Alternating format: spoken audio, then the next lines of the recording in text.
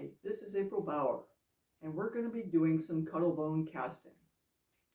This little guy is what a cuttlefish looks like. And this is what he looks like when he's dead. So this is his little skeleton, and they come in many different sizes. These are probably the kind of generic size that you see in bird cages. Birds peck at them, sharpen their beaks. These little guys are usable, but they're kind of small. Now, this one's giant. You'll be unable to find this unless you buy it at a jewelry supply place, and they're more expensive. This is kind of a generic size that we're going to be using in our little class today. We're going to cast a heart shape. It's going to be simple.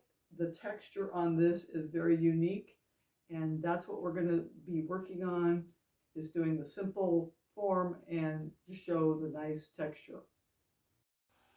Here we are having two flat pieces of a cuttlebone, nice and flat, and they have to fit together so they're about the right size and thickness.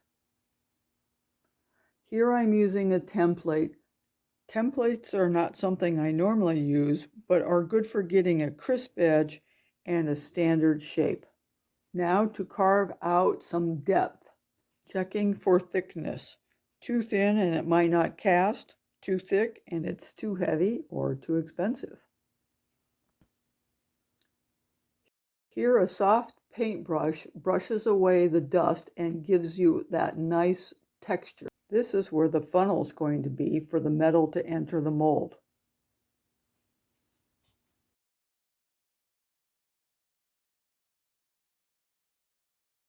Drawing on the second half of the funnel and carving it out.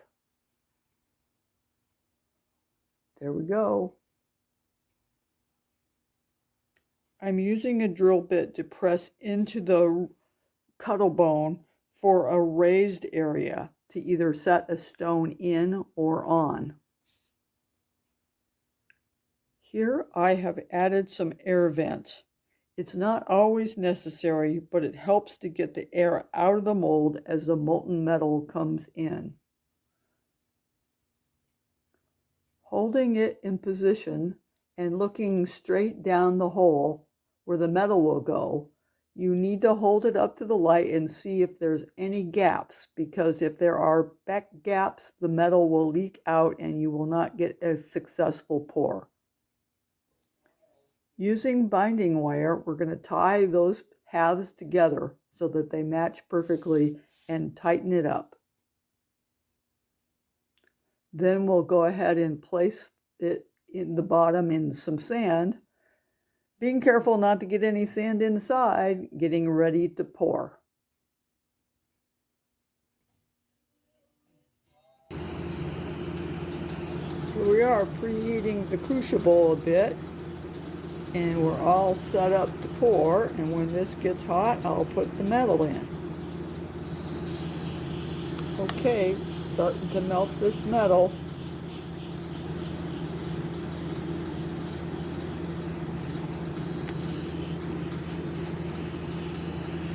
It's getting close. You can see kind of a lump there. And we'll move over into position. I put a little bit of flux on it while I had a free hand. And you want it to get nice and liquidy, so we're going to make sure that it's plenty hot. And we're heating the tip of the crucible here to pour too. So it's looking pretty good. We're going to pour it. Keep the heat on it and a continuous pour. There we go. Look at, I've got extra, oops. That's why we do it in sand. If you did that in the pumice, you've lost that piece because you'll never find it in the pumice. So let's turn off the torch. Let's put this in the water. Let's hope it went in there. I've never done it in the water before. But I was hoping that it wouldn't smell so bad if it was underwater. So we'll find out. Hang on. We'll fish this out.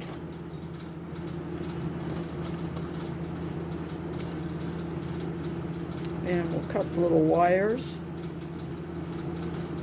for the reveal. It's just easier. Oops. Well, that made it easy.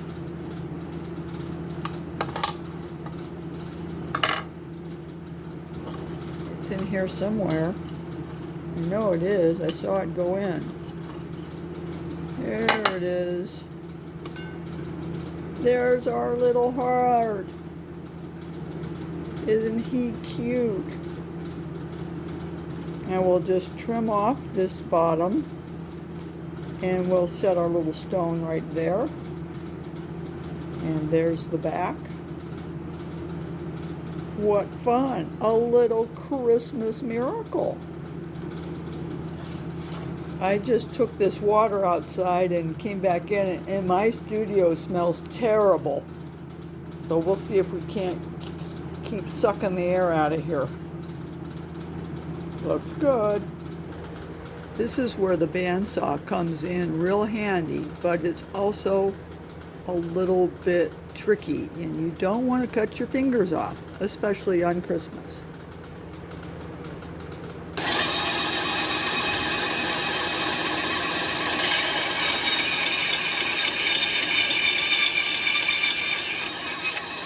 Just went in that far, and I'm going to do that on the other side.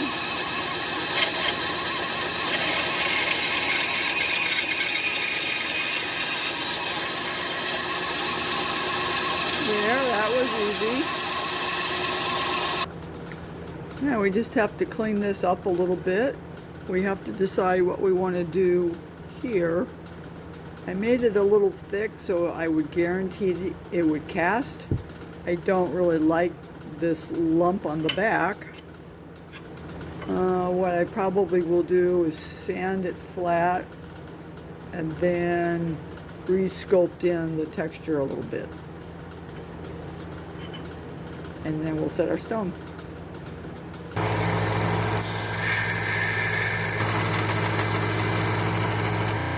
I had to solder on a little tab on this end. I needed a tab on the bottom because it's going to be in a strand of pearls. I set the little stone, and I'm going to oxidize it and give it a little polish, and then we'll be done.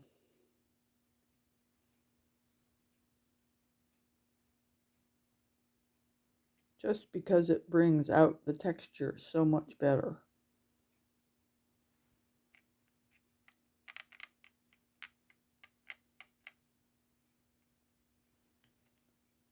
And we'll see how good my little texture job blending at the bottom here did.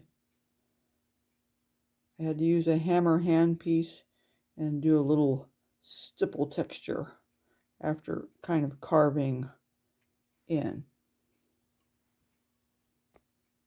Steel wool works about the best for this kind of thing. Really brings out that lovely texture.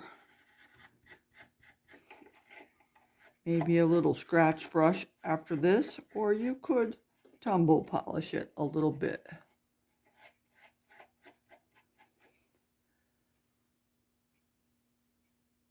Here's the back, and there's my little texture duplication. It's not perfect, but from a distance, it blends much better than the shiny. So there we go. What a fun project to do in a day.